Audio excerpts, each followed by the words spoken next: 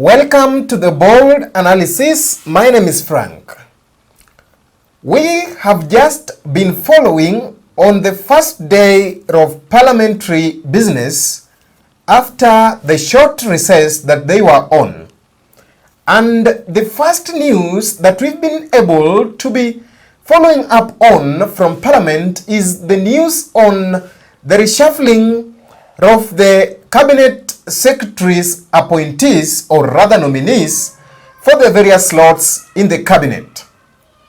The first news is that of transfer of Aden Duale from the Ministry of Defense to the Ministry of Environment, Climate Change and Forestry, shifting positions with the appointee previously also holding the same docket, Honorable Roslinda Soipan-Tuya, who is now moving to the Ministry of Defense.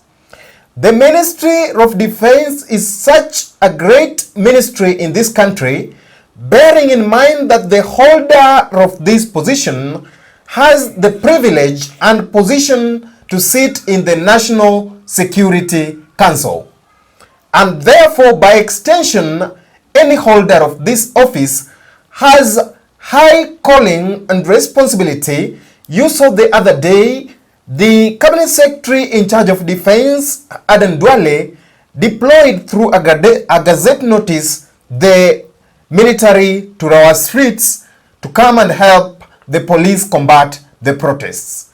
Here is the confirmation by Moses Wetangula. Persons for appointment, the offices of Cabinet Secretaries.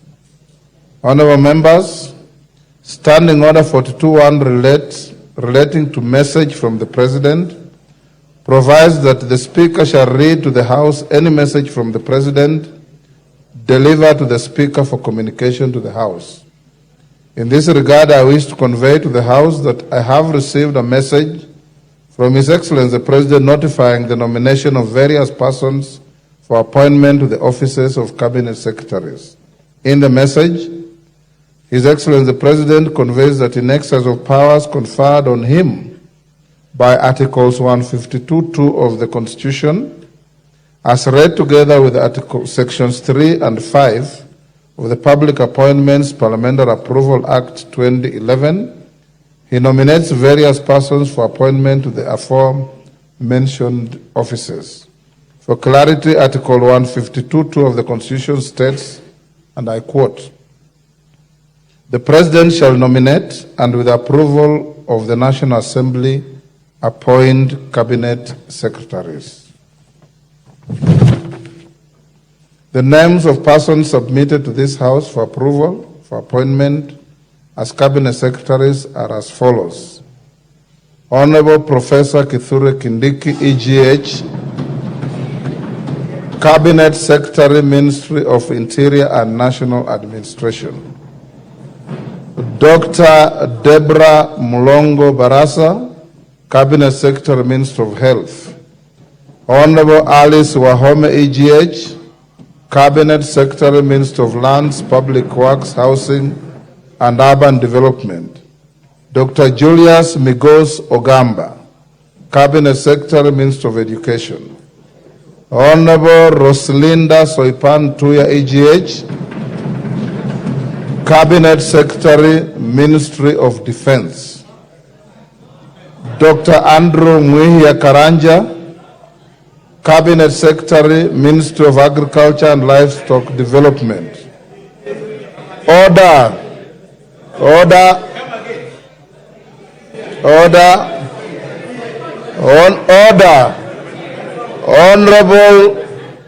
Honorable Rosalinda Soipan-Tuya, EGH, Cabinet Secretary, Minister of Defense. Dr. Andrew Mwihia Karanja, Cabinet Secretary, Minister of Agriculture and Livestock Development. Order, honorable members. Order. Honorable Aden Duale, EGH, Cabinet Secretary, Minister of Environment, Climate Change and Forestry. Order. Mr. Order, honorable members, order. Order. Order. I shall not repeat. Order. Honorable Eric Murithi Muuga, Cabinet Secretary, Minister of Water, Sanitation and Irrigation. Mr. Davis Chirchir, EGH, Cabinet Secretary, Minister of Roads and Transport. Dr. Margaret Nyambura Ndungu, Cabinet Secretary, Minister of Information, Communication and the Digital Economy. In view of the foregoing and pursuant to the provisions of Section 8 of the Public Appointments, order, honorable members, order.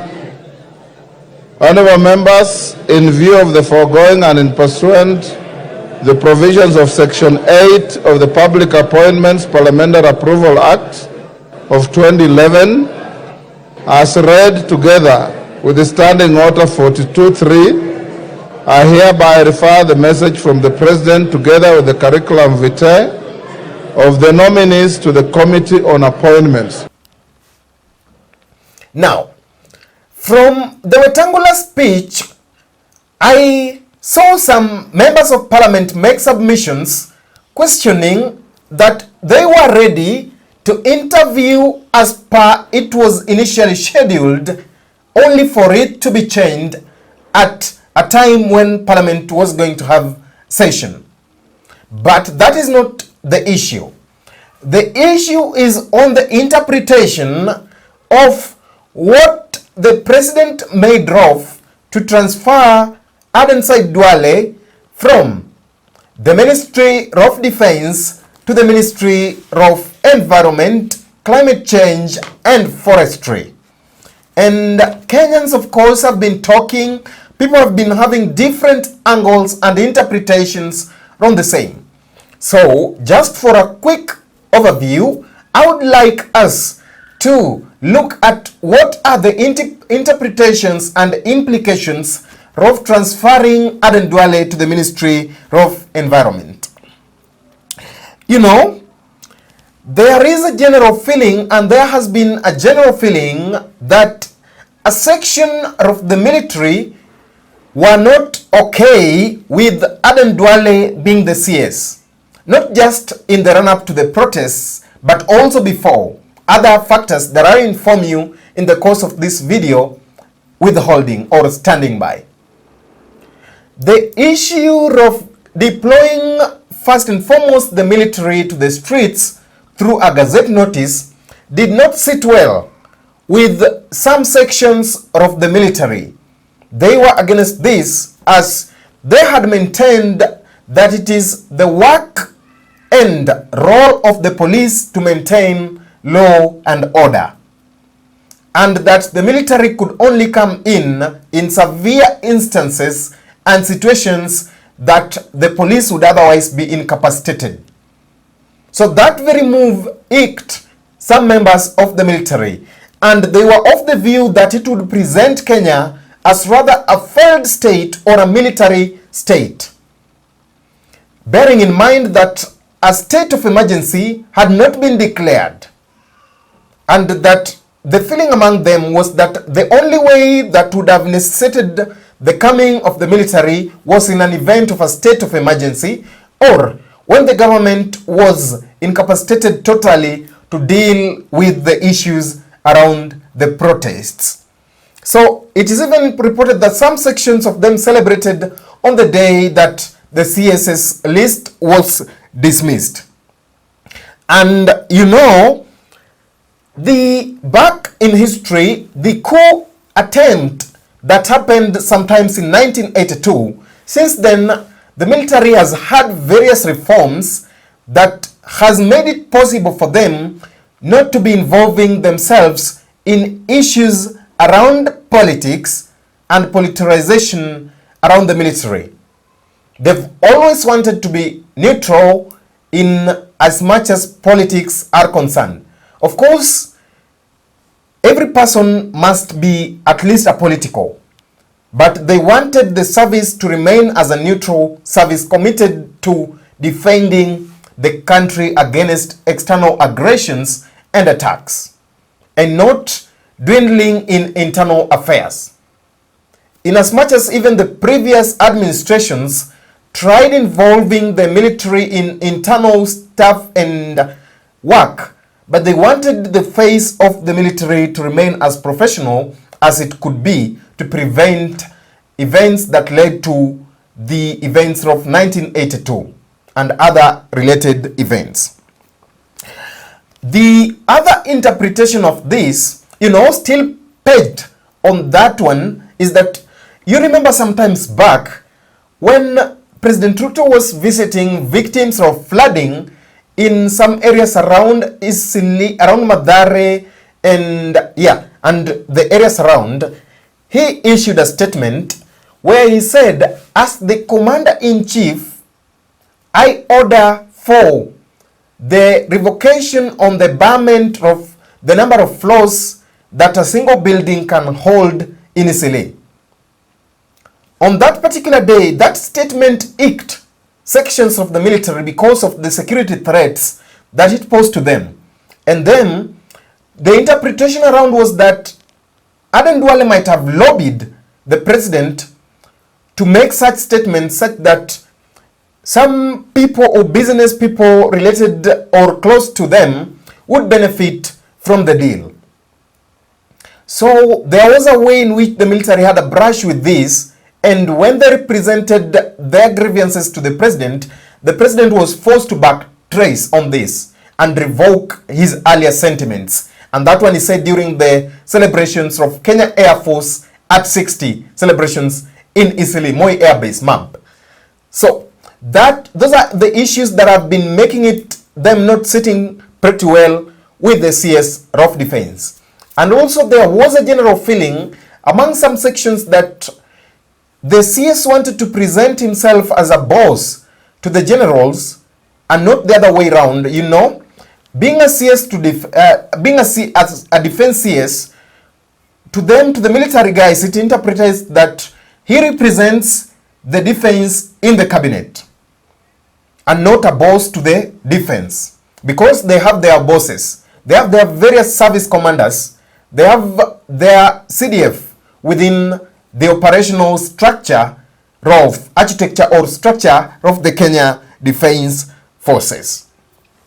The other interpretation of this move to transfer Aden Duale to the Ministry of Environment from the powerful Ministry of Defense is that, people are saying that the protests are really taking a huge toll on the president, and he's finding himself in very isolated circumstances and situations when the decision in regards to these protests is to be made. And so that is the level of confusion that we've been reading, even with him dismissing the entire cabinet only for him to come and reinstate some of the members of the cabinet in his recent appointments. So that state of confusion and political confusion, especially with the turmoil that is being witnessed and the unrest that is being witnessed in the country, is trying to push him. He doesn't know which way that will be pleasing to the people. Especially at a time that he also seems to be somebody who doesn't want to go or veer off his pre-election promises that he made to some of these CSs. He said that he will reward political loyalty. And that is the vehicle that they've been riding on.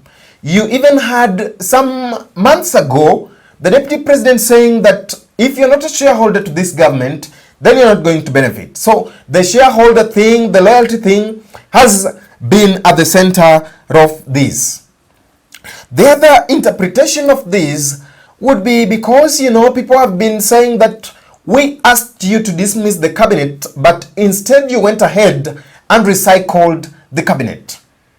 So this is not sitting pretty well with us. So he wanted to ward off that recycle. The president wanted to ward off that recycle agenda. And this was possibly part of a wider scheme for his nominees to be accepted by the public. We know that the parliament represents the public in terms of accepting and vetting of these various nominees according to the Parliamentary Act. But then this time around, the public have come out and said that the power belongs to them. In as much as Parliament is going to make decisions on our behalf, we can take that power and compel them otherwise. That one we witnessed with the Finance Bill 2024. So it might be a part of a wider scheme for that acceptance, political expediency. Yes, that is the reading that we are reading there. Then, you know, we've been also having an interpretation from an angle of, you know, when Aden Duale was the CS of Defense before the dismissal, there were times that the Deputy President was denied the use of military choppers and was forced to hire private choppers or use alternative means of transport. And just the moment that the President dismissed the CSS, we saw Rigiji back to the use of the military choppers. And just the past weekend, this weekend that we are now showing our backs, we saw the President and the Deputy having a meeting. And in that meeting, a lot has been rumored on what was going on, with some people probably saying that they had a reflectory moment on where the rain started beating them.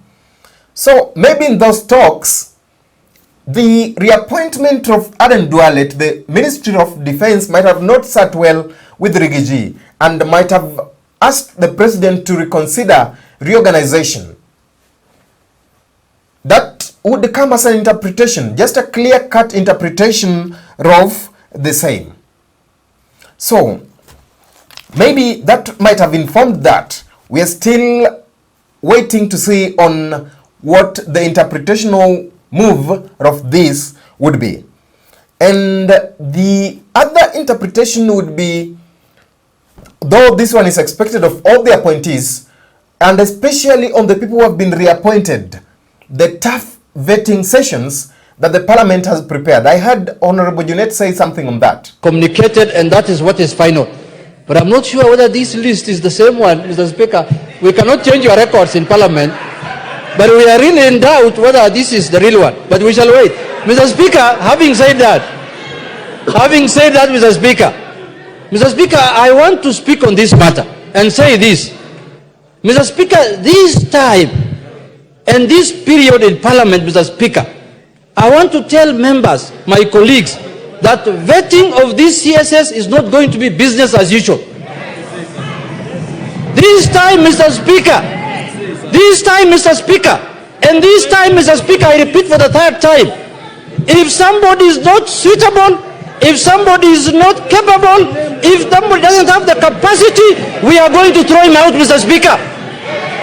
We must do justice to Kenyans, Mr. Speaker, and we must do our work properly this time, Mr. Speaker. Mr. Speaker, I participated in the vetting of the last CSS, Mr. Speaker. We know what people told us in that vetting, and we know there are people who have come back. If your records of net worth is not colluding or is not balancing, Mr. Speaker, just know we will throw you out of the window, not even the door. Mr. Speaker, the responsibility of making sure who is suitable and who meets the requirement of becoming a CS is vested in this House, Mr. Speaker, through the Parliamentary Approval Act. Honorable Junet, I'm finishing, Mr. Speaker. You are a member of the vetting committee. Mr. Speaker, I'm concluding, Mr. Speaker. Mr. Speaker, it is this House that is going to make sure it is this House that is going to make sure, Mr. Speaker, Kenyans get value for their money. It is this House that is going to make sure, Mr. Speaker, if you know brothers and sisters who have been nominated, if you know you don't qualify, please leave early before you come to this House. This time we will put you in front of Kenyans bare, Mr. Speaker. Bare, naked bare, Mr. Speaker. Mr. Speaker, Kenyans are tired. And Kenyans are saying that they don't mind anybody becoming a CS. They want to have CSs in offices, but they want to have the right people who are qualified, Mr. Speaker. And we are going to do our constitutional mandate, Mr. Speaker, to make sure, especially for those who are in offices before and who have been brought back, you will see what we are going to do to you people, Mr. Speaker. With those few remarks, Mr. Speaker, I am prepared for the vetting committee tukutane na hiyo watu mundu kumundu. It would be the other interpretation, because maybe because Duale deployed the military to the streets, he might have had a hard time, but he will still have a hard time as the nominee for the docket or the CS for environment. So it's just a matter of maybe a revised psychology kind of thing that the president is trying to apply on the mind of the restless population or citizens that are really demanding a lot from him in as far as the appointments are confirmed. But in summary, this is a part of a wider scheme for the acceptance. And maybe we are waiting to see what that would mean. Thank you for watching. That marks the end of our analysis.